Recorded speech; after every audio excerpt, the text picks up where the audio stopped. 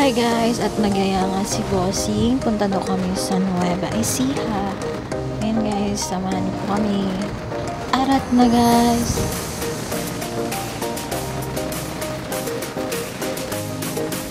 Medyo malayo-layo yung aming pupuntahan guys. Pero alam ko worth it yung pupuntahan namin guys. You know?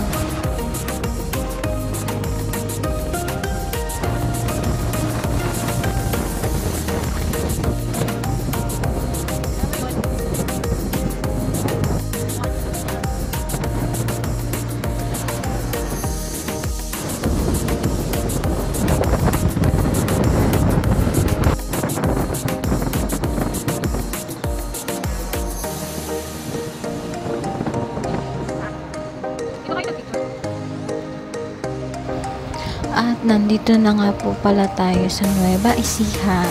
At naminto lang po kami dito. At konting pitik-pitik lang guys. Ayan. Enjoy.